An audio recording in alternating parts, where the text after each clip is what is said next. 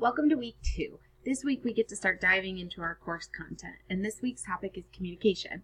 So our objective is to explore the idea of communication and what communicative competence entails, as well as develop an understanding of what language is and is not.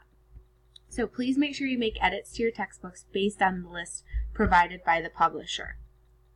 You're going to be watching this video. The PowerPoint that's next in this video is available here on Canvas.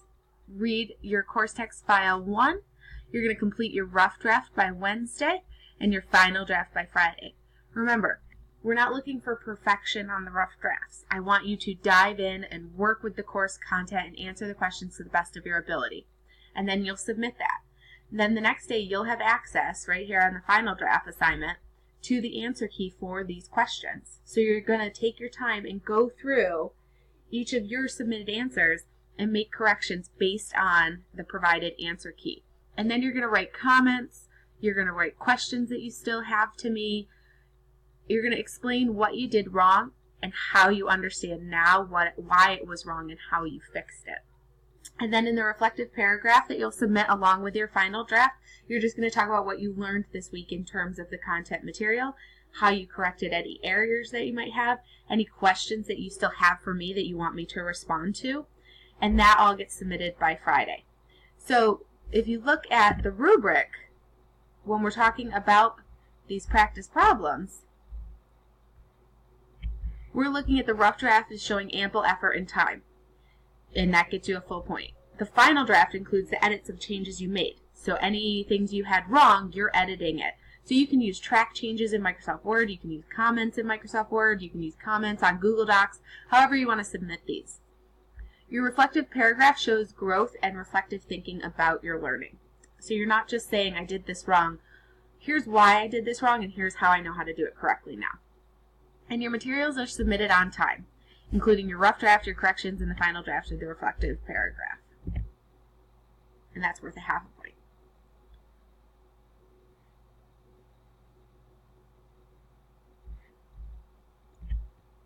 So before we get started into the communication PowerPoint, real quick, a bit of housekeeping.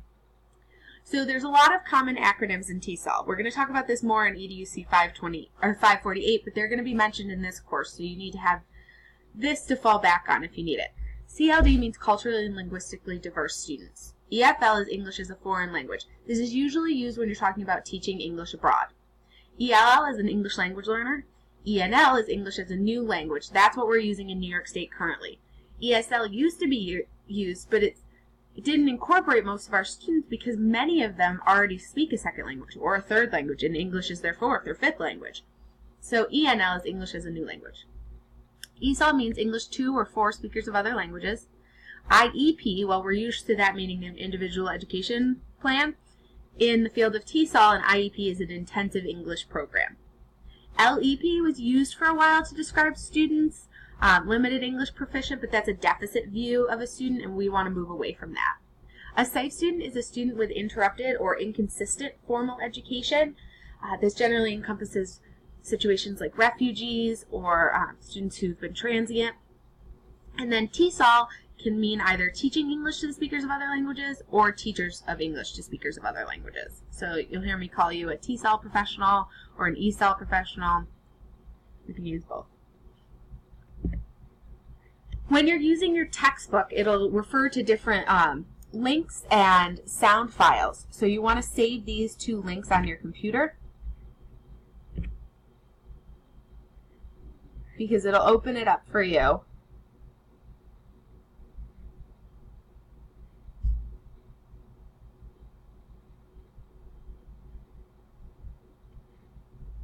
From the OSU website, and OSU is the one who wrote the textbook. So it'll go by chapter, so you can open them up here. And then same with example sound files. Alright, so let's look at communication. So communication versus language versus speech. Sometimes these are used interchangeably, but they have different meanings. So communication is the exchange of information. This isn't just limited to humans. We know baboons use touch to show affection, or ants use pheromone trails to follow each other, or cobras inflate their hoods to scare other creatures. They're communicating information. They're exchanging information with others. When you're looking at your book this week, we talk about the communication chain in a person. So from a sender to a listener.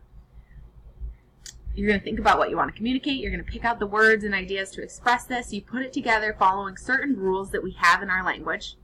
Figure out how to pronounce these words. Send those pronunciations to your vocal anatomy. Speak or gesture. You can also gesture the sounds through the air.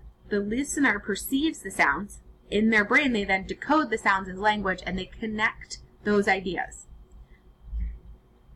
So that's the communication chain we follow. Language is an abstract cognitive system that uniquely allows humans to produce and comprehend meaningful utterances. Language is a method of communication. Speech is the utterance of a language, so it's part of a language, including auditory vocal, that's spoken language, and visual gestural. So an example of that is ASL, American Sign Language. So what is a language? There's 9 design features of a language, and they need all 9 to be a language. So modes of communication, semanticity, pragmatic function, interchangeability, cultural transmission, this means we're giving it between different members of the same culture, arbitrariness, discreteness, displacement, and productivity. So as you read throughout the chapter this week, take some time to write your own definition of each. Our textbooks has a glossary in the back, so you're welcome to use that as well. But these are important basis for our understanding in the course, as well as your practice problems this week.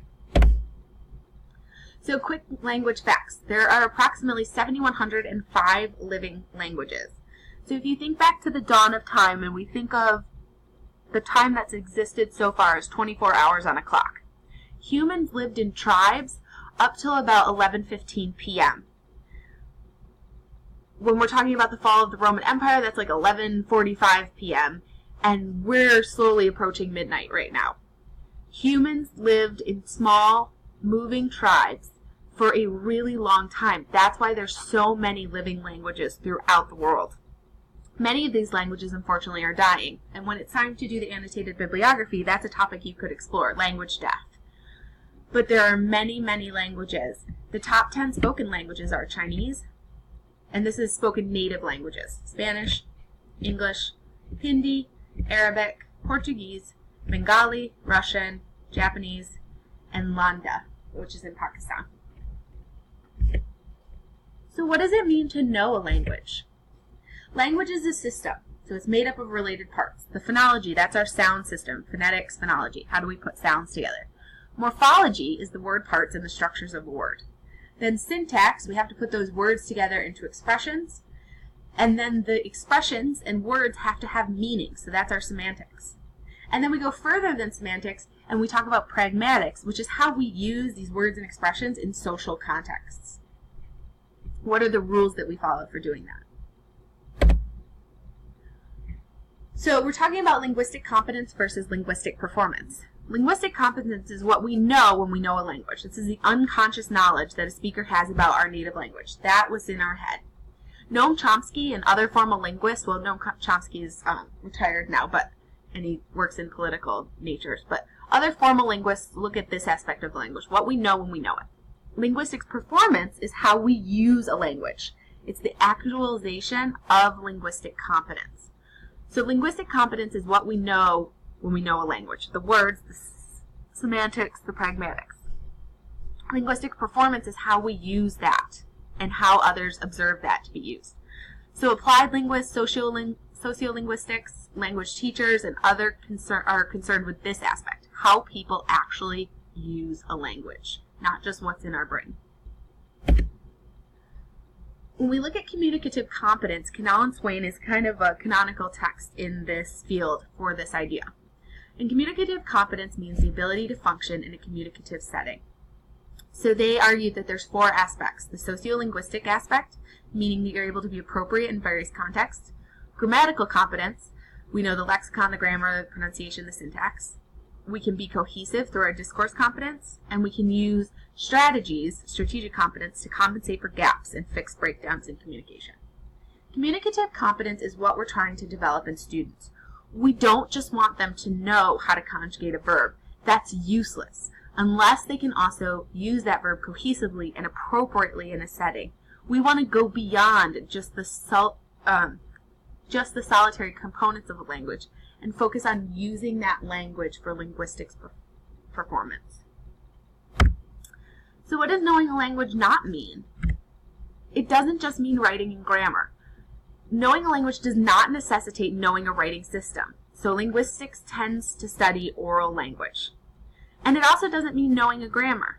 So a prescriptive grammar, when you're looking at the text this week, really focuses on what grammar books, teachers, and other things we should say. This is the, quote, correct language use. So when you talk about literally, it means exactly. Descriptive grammar is when we talk about what people actually say. What do they actually say in the world? So in the world, as much as it might annoy others, a lot of people use literally to mean figuratively. So descriptive grammar is just describing how grammar is actually used by people.